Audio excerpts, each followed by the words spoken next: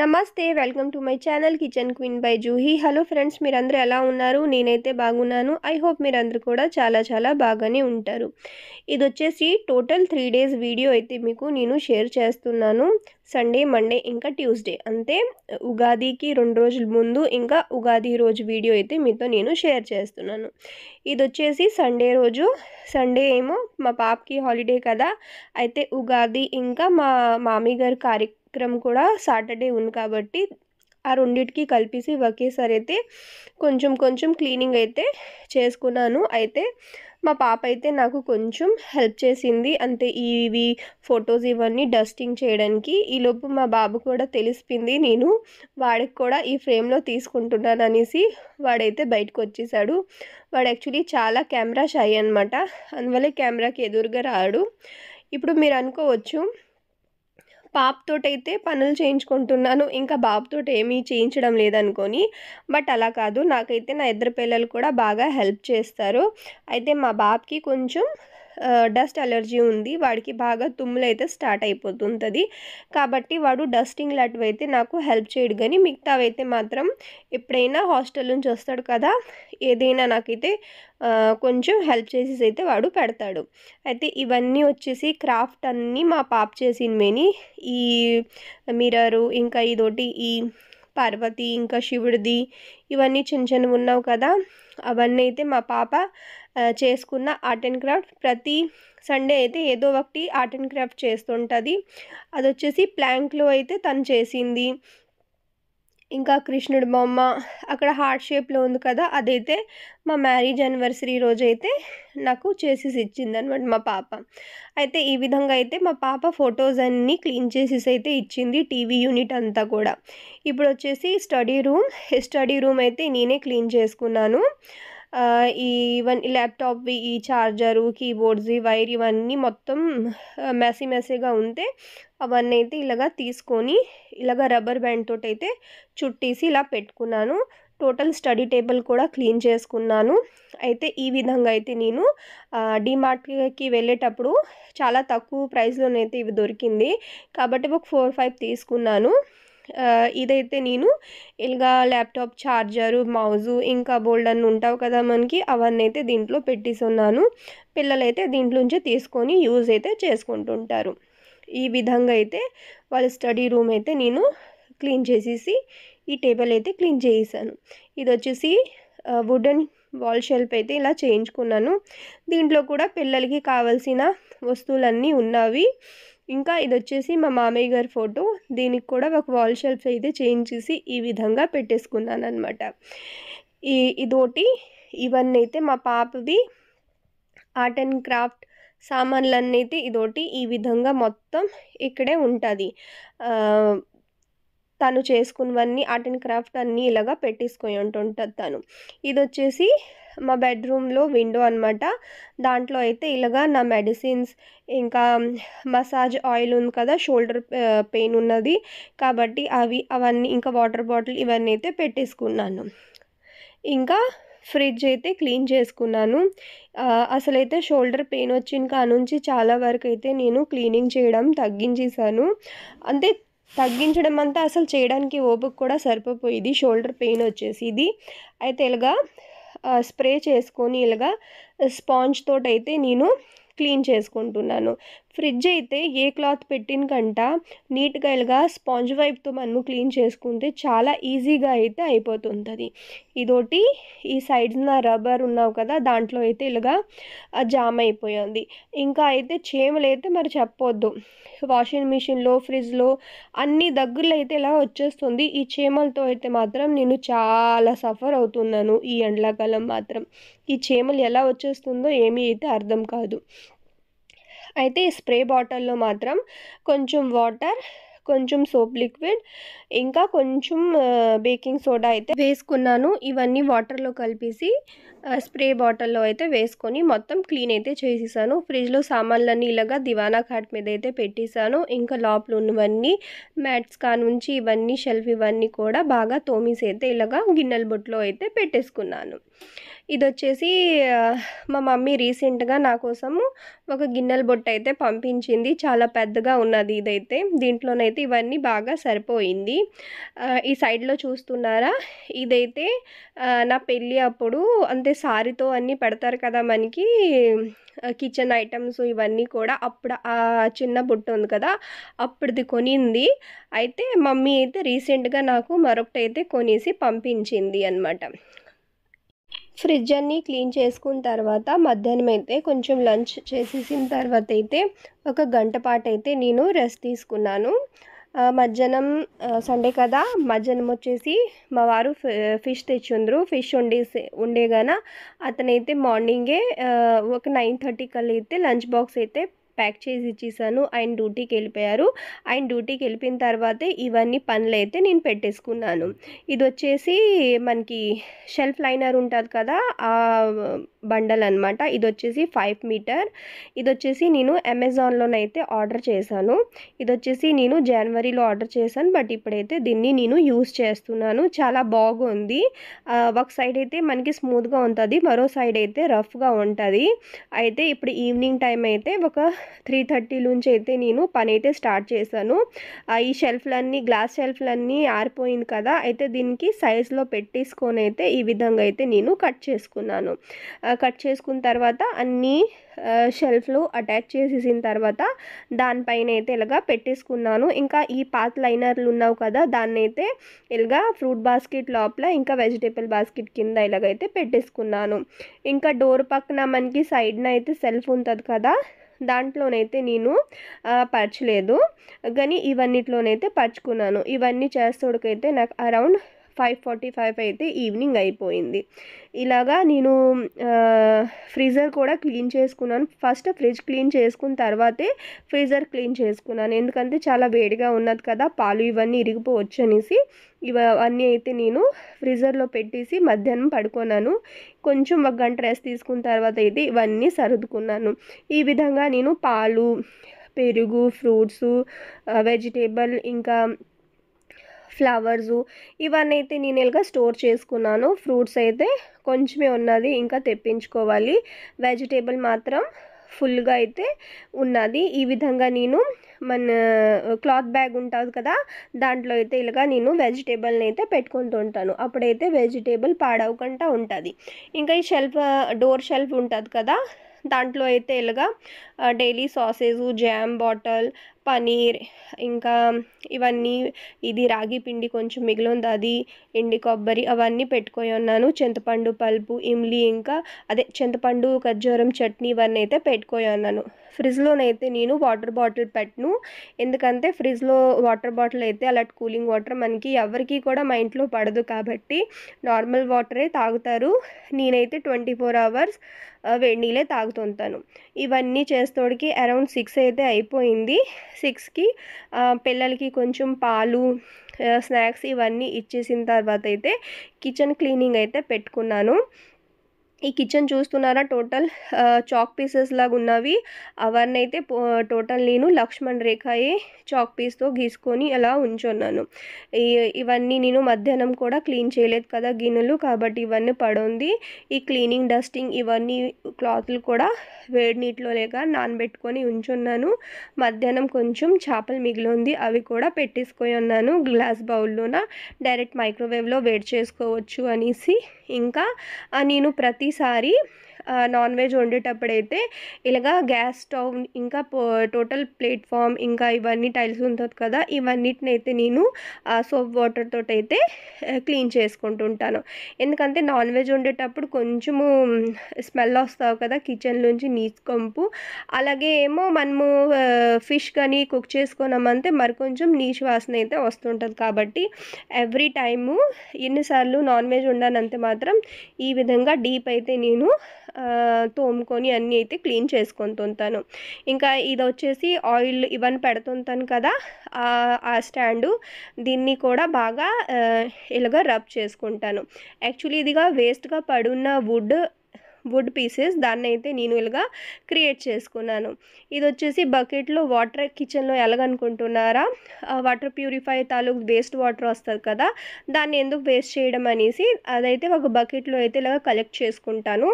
దాంతోనే ఇలాగా గ్యాస్‌ని, కిచెన్‌ని తర్వాత బాల్కనీని వాష్‌రూమ్స్‌లో ఇలాగైతే నేను వేసుకొని దీన్ని రీయూజ్ అయితే చేసుకుంటుంటాను.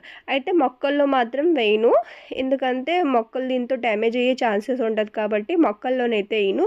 మిగతా ఇలాగ యూజెస్ కోసం అయితే యూజ్ చేసుకుంటుంటాననమాట. ఈ విధంగా నా కిచెన్‌కైతే నేను ఇలాగ స్నానం అయితే ఫుల్ చేయించేస్తున్నాననమాట.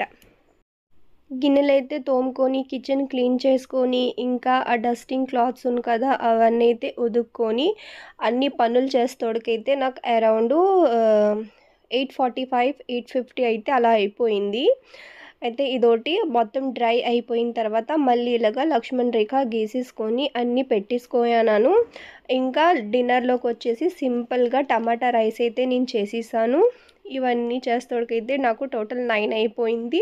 9 కల్లా అయితే నా వంట ఇంకా టోటల్ క్లీనింగ్ వర్క్ అయితే అయిపోయింది. ఇదొచ్చేసి నెక్స్ట్ డే మండే వ్లాగ్. ఆ మండే రోజైతే నేను డైరెక్ట్‌గా లంచ్ నుంచి అయితే స్టార్ట్ చేశాను. అయితే మండే కదా! అయితే మండే రోజు నాన్ వెజ్ ఏం చేయలేదు. వెజిటేరియనే చేశాను. ఎందుకంటే నేనైతే మండే వెజిటేరియనే తింటాను కాబట్టి. అయితే ఆ రోజు నేను మధ్యాహ్నం లంచ్‌లోకి గుమ్మడికాయ మజ్జిగ పులుసు ఇంకా మష్రూమ్ మంచూరియన్ అయితే చేద్దామనేసి ఇలాగ మష్రూమ్‌ని బాగా వాష్ చేసుకొని డ్రై క్లాత్‌తో తుడుచుకొని మష్రూమ్స్ తీసుకున్నాను. దాంట్లోనైతే ఒక 2, 3, 4 స్పూన్ వరకు నేను కార్న్‌ఫ్లోర్ అయితే వేసుకున్నాను. కార్న్‌ఫ్లోర్ వేసుకున్న తర్వాత టేస్ట్‌కి సరిపడా సాల్ట్ వేసుకున్నాను. తర్వాత ఒక 2 స్పూన్ వరకు అయితే రెడ్ చిల్లీ పౌడర్ వేసుకున్నాను. హాఫ్ టీ స్పూన్ వరకు హల్దీ పౌడర్ వేసుకున్నాను. ఇంకా 1 టీ స్పూన్ అయితే నేను ఇక్కడ ధనియా పౌడర్ వేసుకున్నాను. వేసుకున్న తర్వాత అయితే దీన్ని మనము బాగా కలిపేసుకుందాం. ఇలాగా కలిపేసుకుంటే ఇవన్నీ మనకి కార్న్‌ఫ్లోర్ ఇంకా ఈ డ్రై మసాలా కోటింగ్ అయితే మనకి మష్రూమ్స్‌లో అయితే బాగా అయిపోతుందనమాట. ఇంకా గుమ్మడికాయ మజ్జిగ పులుసు కోసం అయితే పెరుగు తీసుకున్నాను. పెరుగులో అయితే సాల్ట్ ఇంకా ఒక 2 స్పూన్ వరకు చలంపిండి వేసేసి కలిపేసి గంటపాటు అయితే బయట పెట్టేసుకున్నాను. ఇప్పుడు వచ్చేసి ఆయిల్ హీట్ చేసుకొని దాంట్లోనైతే మష్రూమ్ వేసుకొని బాగా క్రిస్పీ అయ్యే వరకు అయితే దీన్ని నేను డీప్ ఫ్రై అయితే చేసుకుంటాను. ఒక సైడ్ రైస్ కూడా పెట్టేసున్నాను. ఒక సైడ్ రైస్ ఉడుకుతుంది. ఈలోపేమో ఇక్కడ నేను మష్రూమ్ కూడా ఇలాగా క్రిస్పీగా ఫ్రై చేసుకొని అయితే ఇదోటి ఫస్ట్ బ్యాచ్ అయితే కంప్లీట్ అయిపోయింది. దీన్నైతే ఇలాగా నేను ప్లేట్లో తీసుకుంటాను. ఇంకా మిగిలిన మష్రూమ్స్‌ని కూడా ఈ విధంగానే నేను డీప్ ఫ్రై అయితే చేసుకుంటాననమాట. ఇప్పుడొచ్చేసి గుమ్మడికాయ మజ్జిగ పులుసు కోసము గుమ్మడికాయనైతే ఇలాగా చిన్న పీస్ తీసుకున్నాను. దీని తొక్కల్ని తీసేసి దీనికి మనము చిన్న చిన్న ముక్కలుగా అయితే కట్ చేసుకుందాం. ఇక్కడ నేను 4 మెంబర్స్ కోసమే మజ్జిగ చారు చేసుకుంటున్నాను కాబట్టి ఈ చిన్న పీస్ అయితే నాకు సరిపోతుంది. మీకు ఎంత కావాలి దానికి తగ్గట్టు అయితే గుమ్మడికాయ తీసుకోవచ్చు. ఇంకా మరొకటి ఏంటంటే మనం ఇక్కడ గుమ్మడికాయే కాదు మనము ఇంకా బోల్డన్ వెజిటేబుల్స్ అయితే ఈ మజ్జిగ చారులో అయితే యూస్ చేయొచ్చు. ఎగ్జాంపుల్‌గా మనకి రెడిష్ ఉంటది కదా! రెడిష్ యూస్ చేసుకోవచ్చు, వంకాయ యూస్ చేసుకోవచ్చు, బెండకాయ యూస్ చేసుకోవచ్చు. దాంతో కూడా ఈ మజ్జిగ పులుసు అయితే బావుంటది. అవన్నీ మిక్స్ వెజిటేబుల్ పులుసులాగా చేసుకుంటామన్నా కూడా చాలా చాలా బావుంటది.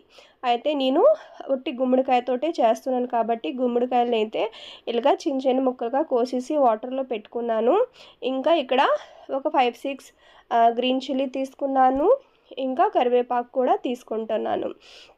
ఇక్కడ నేను మష్రూమ్ మంచూరియన్ ఇంకా గుమ్మడికాయ మజ్జిగ చారు కోసం రెండిటికి కోసము నేను ఒకేసారి అన్నీ అయితే ప్రిపేర్ చేసుకొని ఇలాగా రెడీగా పెట్టేసుకుంటాను. ఇదోటి నేనిక్కడ గ్రీన్ చిల్లీ కూడా ఇలాగ పెద్దగా కట్ చేసుకున్నాను. ఇంకా అల్లం తెల్లుల్లిపాయని కూడా దంచుకున్నాను. ఇంకా ఒక 10, 15 వెల్లుల్లిపాయనైతే ఇలాగ ఫైన్‌గా చాప్ చేసుకున్నాను. గుమ్మడికాయని కూడా ఇలా కట్ చేసుకొని పెట్టుకున్నాను. ఆ పెరుగు కూడా ఒక గంట పాటు గాని మనం బయట తీసుకుంటే ఇది కొంచెం పులుస్తది కదా! అప్పుడు బావుంటది. అయితే దీంట్లో అయితే నేను ఇప్పుడు 1 గ్లాస్ వాటర్ కూడా వేసుకొని బాగా కలిపేసుకున్నాను. ఇప్పుడు మనం మజ్జిగ పులుసు అయితే స్టార్ట్ చేసేద్దామా? దీనికోసం కళాయిలోనైతే ఒక స్పూన్ వరకు అదే పెద్ద స్పూన్ తోటి ఒక స్పూన్ ఆయిల్ వేసుకున్నాను. దాంట్లోన ఒక హాఫ్ టీ స్పూన్ మెంతులు, హాఫ్ టీ స్పూన్ జీలకర్ర, హాఫ్ టీ స్పూన్ సర్సో, ఇంకా దంచుకున్న అల్లం తెల్లుల్లిపాయ, ఇంకా ఎండుమిర్చి ఇవన్నీ వేసుకొని ఒకసారి మనము బాగా ఫ్రై చేసుకుందాం. అయితే దీంట్లోన కొంచెం అల్లం తెల్లుల్లిపాయ బాగా ఫ్రై అయితే దాని టేస్ట్ అయితే బావుంటది. ఇప్పుడు కొంచెం కరివేపాకు, ఇంకా పచ్చిమిరపకాయ ఇవి వేసుకొని కొంచెం ఫ్రై చేసుకుంటాము. దాని తర్వాత ఒక half teaspoon haldi powder ఇది కూడా వేసుకొని మనము కలిపేసుకుందాం. అయితే నేను దీంట్లో హింగ్వ అయితే వేయడం మర్చిపోయాను కాబట్టి మధ్యలో కొంచెం ఆయిల్ వేసుకొని దీంట్లో అయితే హింగ్వ అయితే వేసుకుంటాను. ఒక 2 పించ్‌లాగా.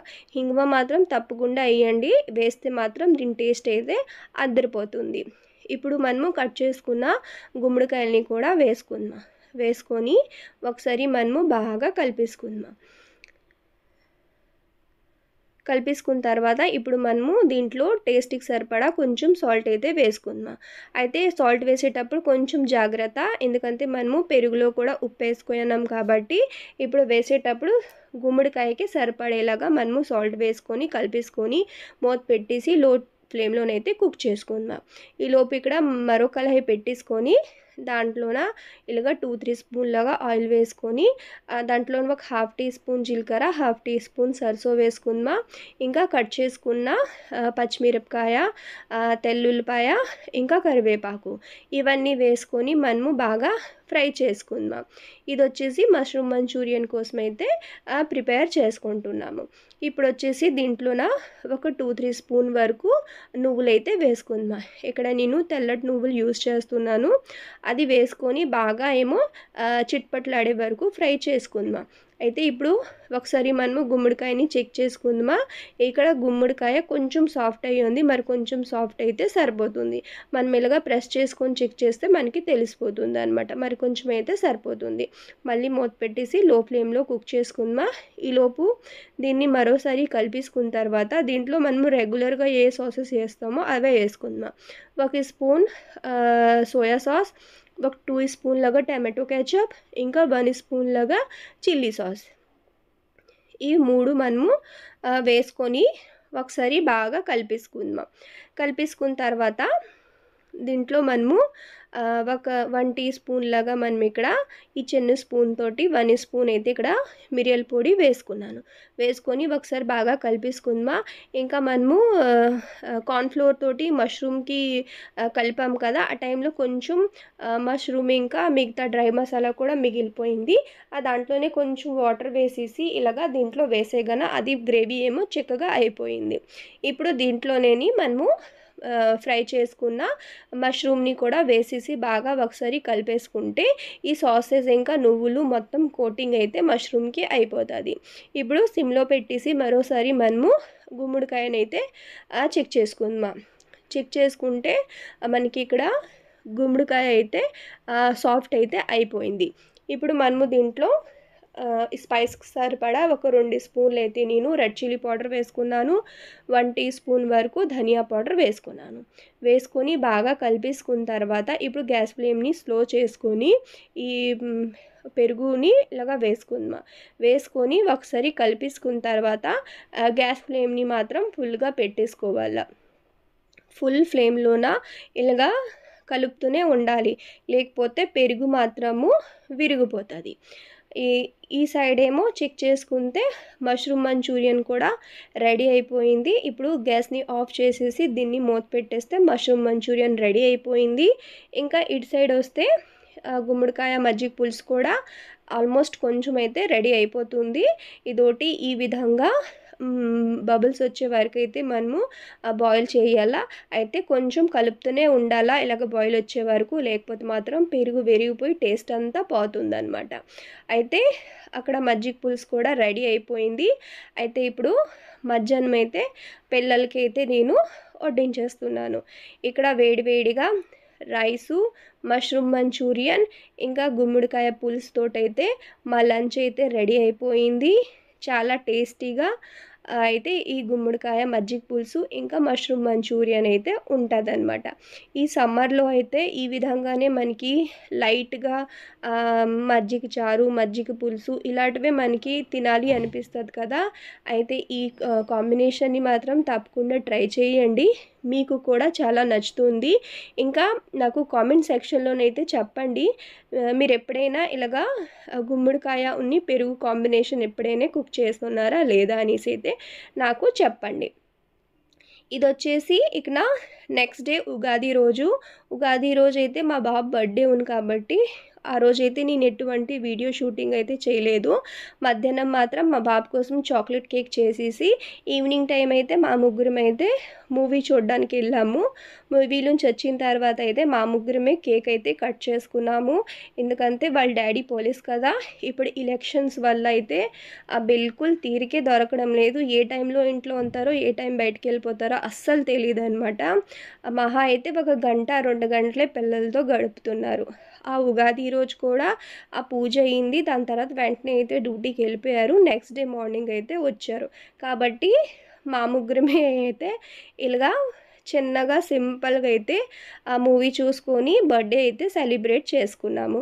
ఈ విధంగా మా ఉగాది ఇంకా మా బాబు పుట్టినరోజు అయితే ఇలాగా చాలా బాగా జరిగిపోయిందనమాట. ఐ హోప్ ఈరోజు వీడియో మీకు నచ్చుంటుంది. నచ్చుంటే మాత్రం తప్పకుండా లైక్ చేయండి, షేర్ చేయండి, అలాగే సబ్స్క్రైబ్ కూడా చేసుకోండి.